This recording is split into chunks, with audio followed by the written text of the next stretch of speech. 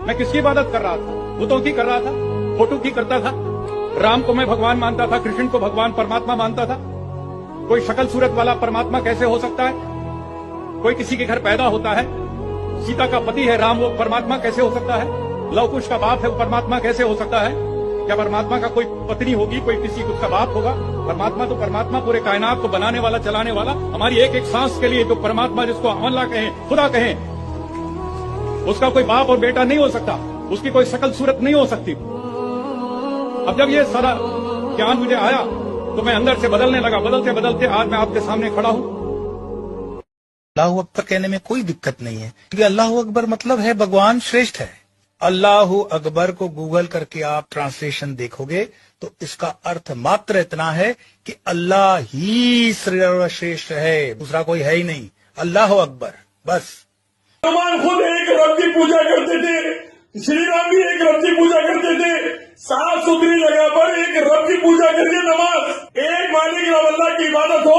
हनुमान जी श्री राम श्री कृष्ण के हुक्म के मुताबिक, रसूलुल्लाह के हुक्म के मुताबिक, श्री राम खुद अल्लाह अकबर बोलते थे, श्री राम अल्लाह अकबर बोलते थे, श्री राम एक अल्लाह की पूजा करते थे, हनुमान एक अल्लाह की पूजा करते थे, मूर्ति पूजा नहीं करते थे। श्री राम नहीं बोले मैं भगवान हूं, मेरी पूजा करो, एक अल्लाह की पूजा करो, अल्लाह अकबर बोलो। ये देखिए श्रीया, कुरान मजीद का पहला चैप्टर सूरह फातिहा वर्स नंबर 4 पढ़ेंगे। उसमें लिखा है इय्याका नअबुदु व इय्याका नस्तईन, एक ईश्वर अल्लाह, हम आप ही की पूजा करते हैं, आप ही से मदद मांगते हैं। भगवत गीता चैप्टर 7 वर्स 20 पढ़ेंगे, लिखा है श्री कृष्ण ने कहा है अर्जुन, तू एक ईश्वर को छोड़कर दूसरों की पूजा करेगा, नर्क में जाएगा। एक कम ब्रह्म द्वितीय नास्ते ने नास्ते किंचन, ऋग्वेद कहते हैं सबका ईश्वर एक है, दूसरा नहीं है, जरा सा भी नहीं है, उसी की पूजा करो।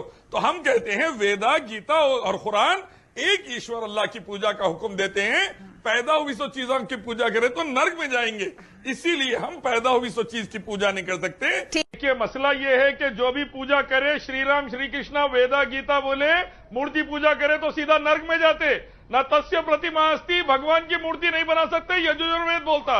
मूर्ति की पूजा से नर्क है, वेद और श्री कृष्ण कहते हैं गीता में, न तस्य प्रतिमा अस्ति, ईश्वर की कोई प्रतिमा मत बनाओ, उसको पूजो मत वरना नर्क में जाओगे। Bhagavad Gita chapter 7 verse 20, Yajurveda chapter 32 verse 3। तो भाई धार्मिक किताब पढ़िए, थोड़ा सा रोशनी आएगी दिमाग में। सबका मालिक ईश्वर अल्लाह एक है, उसका आकार बना के पूजा नहीं कर सकते। एकम विदित्यम, संभूति की पूजा ना करो। तो पहले आप सीखिए धार्मिक किताब से, दुनिया में आखिरत में शांति मिलेगी। देखिए मैं ये कहना चाहता हूं कि अगर हिंदुइज्म को फैलाने के लिए वेदा, भगवत गीता, उपनिषद इस्तेमाल की गई तो पता चलेगा एकम विदित्यम, ईश्वर सबका एक ही है और सब मुसलमान बन जाएंगे। भगवत गीता चैप्टर 7 वर्स 20, श्री कृष्ण ने बोला है worship the only creator not the creation, that is ला इलाहा इल्लल्लाह। श्री कृष्ण ला इलाहा इल्लल्लाह बोल दिया। मैडम आपको और क्या प्रॉब्लम है भगवत गीता से, कुरान से? मखलूक की पैदा हुई सो चीज की पूजा करना हिंदुइज्म के टेनेंट्स के खिलाफ है। श्री कृष्ण ने कहा कि पैदा हुई सो चीज की पूजा करेंगे, नर्क में जाएंगे। कोई धार्मिक किताब में मूर्ति बनाओ लिखे हुआ नहीं है। श्री राम श्री कृष्ण मूर्ति पूजा के खिलाफ, जो पैदा हुआ और मर गया वो ईश्वर भगवान नहीं हो सकता। नासा कस्य कसित जनितला कनिपा, श्वेतरोपनिषद हमें कहते हैं न कस्य कसित जनितला कनिपा, चैप्टर 6 वर्स 9। भगवान के माँ बाप भी बच्चे नहीं है। श्री राम कभी नहीं बोले मैं भगवान हूं, मेरी पूजा करो।